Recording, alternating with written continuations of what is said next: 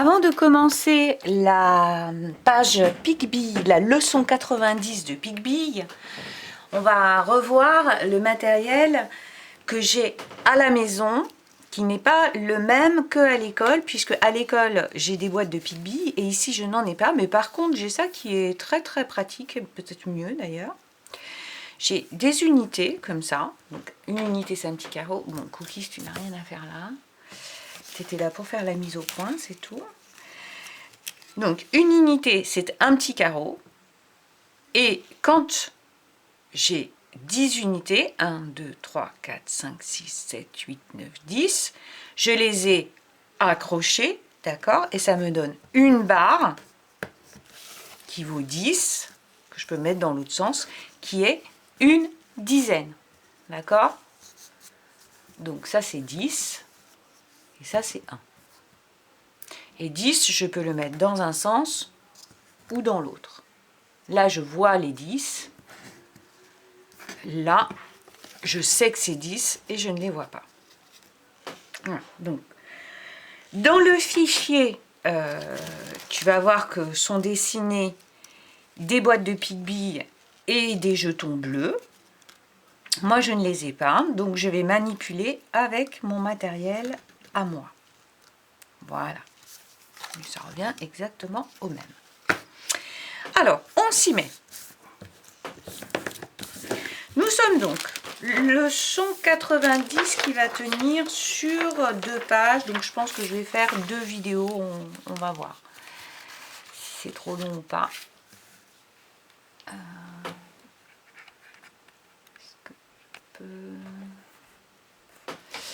Je vais vérifier qu'on voit bien.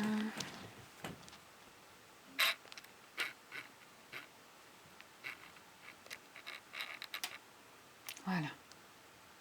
Alors, Pigbille a 10 jetons. Donc pour lui, c'est une boîte. Ben, pour nous, c'est une barre. D'accord? Il veut la partager entre Louis et Amina. D'ailleurs, il y a eu un problème sur une leçon la semaine dernière avec une maman qui voulait partager 15 images. Donc, on s'est dit que partager en 2, ça avait un rapport avec les doubles. Et 10, c'est le double de 5. Pour partager 10, je ne peux pas garder ma boîte ni ma barre. Je suis obligée de la couper. Je la coupe.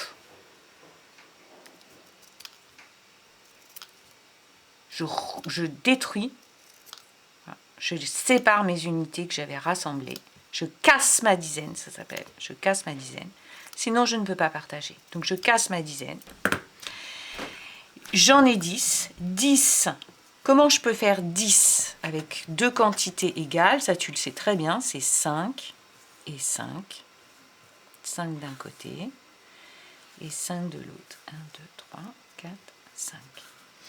Donc, Louis a 5 jetons. Amina a 5 jetons. J'ai bien fait un partage égal. Et pour faire ce partage, ce qui est important à retenir, c'est que je suis obligée de casser ma dizaine. Alors, c'est ce que tu vas devoir faire avec tous les doubles qui sont, enfin, les doubles jusqu'à 20, qui sont plus grands que 10. On fait le premier ensemble ici. 12, c'est un double. Donc, 12, c'est 10 et 2 unités. Je veux partager cette quantité.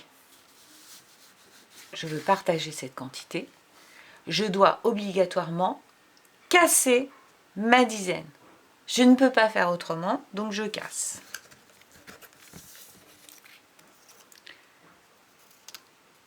Pour avoir 12 en unités. Donc c'est le nombre d'unités en tout. C'est là où on voit bien que 12, il y avait 2 unités toutes seules, et quand je recasse ma dizaine, j'ai 12 unités en tout. Voilà 12 qui est transformé. Combien on en donne à chacun? 12, c'est 6 plus 6. Donc 1, 2, 3, 4, 5, 6. 1, 2, 3, 4, 5, 6. Et donc, il faut écrire que Louis a 6 jetons, alors avec un S à la fin, s'il te plaît, puisqu'il y en a 6. Et Amina a 6 jetons, il faut absolument qu'ils aient la même quantité. Bien, donc évidemment, toi, tu n'as pas besoin de matériel, tu réfléchis. Le suivant, c'est le nombre 14. Donc 14, c'est le double de quoi et quoi. Pas très difficile. Hein. Tu vas faire 14, 16, 18 et 20. Et même 20, en fait, on n'a rien besoin de casser dans 20. Et oui, on n'a rien besoin de casser. Donc tu dessines les jetons ou les boîtes et tu écris la réponse. De l'autre côté, attends, 90, donc à côté, je veux dire, on révise les doubles et les moitiés, donc ça va avec. 2, 4 c'est combien? 6 c'est combien? 8 c'est combien? 10 c'est combien? 12, ben, tu regardes sur la feuille, sur le côté que tu viens de faire. 14, 16, 18, 20. Donc là, ce sont les doubles jusqu'à 10. Là, ce sont les doubles plus grands que 10 jusqu'à 20. Et tout ça, il faut le savoir absolument par cœur dans la vie. Donc tu as le CP, encore 1 mois et demi pour apprendre. Ceux-là, je pense que tu les sais. Ceux-là, tu les sais presque. Alors ici, tu as fait la même chose la semaine dernière. Des additions de 2 nombres. Un nombre avec des unités et des dizaines. Et un nombre avec que des dizaines, mais ça donne des unités en tout, on est bien d'accord. 3 dizaines toutes seules, c'est 30 unités en tout. Mais on additionne 4 et 0, unités, ça fait 4. On additionne les dizaines 4 et 3, ça fait 7 dizaines. Il n'y a pas eu de problème dans les fiches la semaine dernière. Donc on va voir si c'était bien compris. Ici, eh bien, c'est encore... Bon, si tu as du mal, tu peux toujours prendre ta fusée pour faire cet exercice-là. Mais normalement, tu dois pouvoir y arriver sans. Mais si tu as du mal, tu prends la fusée. Et voilà, il y a même une cloche chez moi. C'est pas moi la cloche. Hein. Alors, on a un nombre et on ajoute un nombre d'unités. Et on va peut-être fabriquer une dizaine. Par exemple, 5 unités plus 5 unités.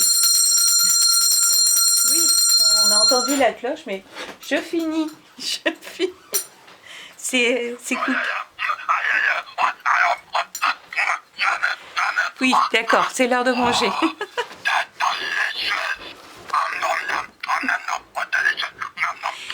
Oui, mais Cookies, il y a des enfants qui ont du mal à comprendre. D'abord, toi, tu sais pas faire. Oui, t'as trop faim. J'arrive, on va manger. Je reprends. Soyons sérieux. 5 unités et 5 unités, ça fait 10. Donc, je construis une dizaine. J'écris le 0 et je mets 1 ici qui veut dire une dizaine. Tu sais, c'est le petit 1 que j'ai écrit dans la fusée. Cette dizaine-là plus cette dizaine-là, ça fait 2 dizaines. Je fais celui-ci avec toi. Unité, unité, dizaine. Je rassemble les unités. 9 plus 6. Tu réfléchis. 9 plus 6, tu peux compter sur tes doigts si tu veux, tu réfléchis.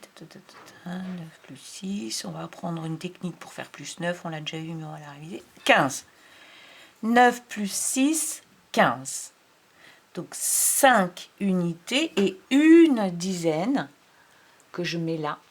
C'est celle que j'écris dans ma fusée. Du côté des dizaines, j'ai fabriqué une dizaine. D'accord? Je la mets là.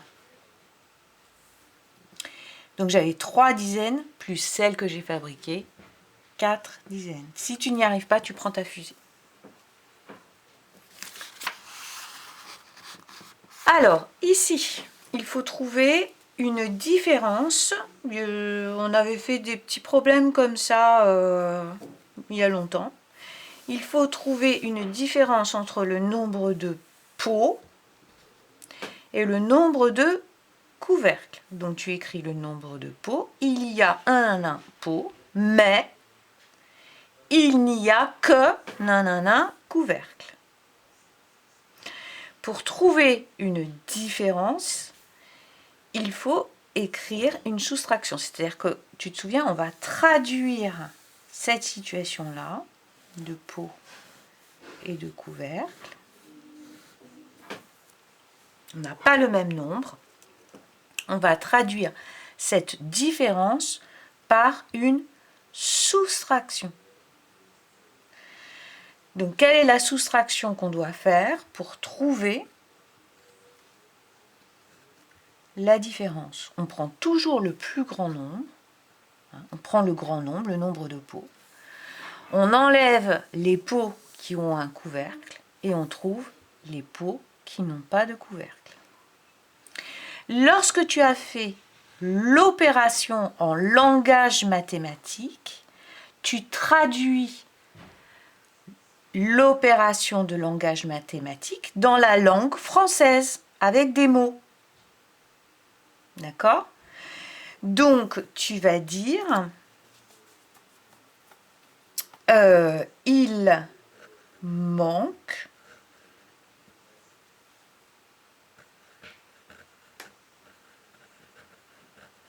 par exemple, il manque le nombre que tu as trouvé, couvercle.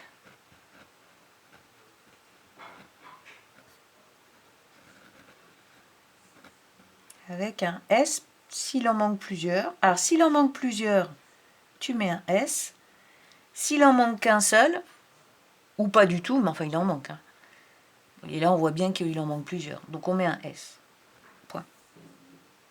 Sur cette double page, 116 et 117, en bas, tu as une... voilà,